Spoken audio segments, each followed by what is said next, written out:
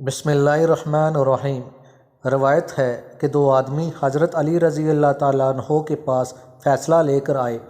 وہ دونوں آدمی ایک کنیز کے برابر کے مالک تھے۔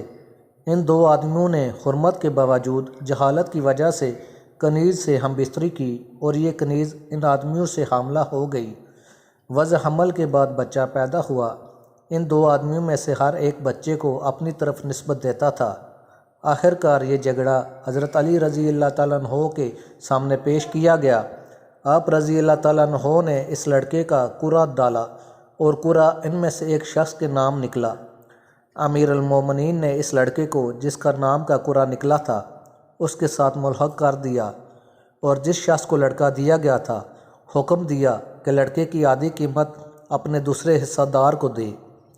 قیمت ادا کرنے کا طریقہ اس طرح ہے، اگر وہ لڑکا غلام ہوتا تو کچھ قیمت رکھتا، کیونکہ اب آزاد ہے، لہٰذا اس طرح اس کی قیمت لگائی جائے اور نصف قیمت صاحب پسرا اپنے شریک کو دے۔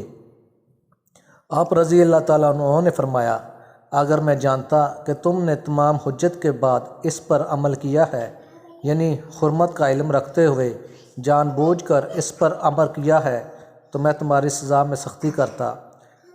حضرت علی رضی اللہ تعالیٰ عنہ کا یہ فیصلہ رسول خدا صلی اللہ علیہ وآلہ وسلم تک پہنچا تو آپ صلی اللہ علیہ وآلہ وسلم نے تصدیق فرمائی اور خدا کا شکر ادا کیا۔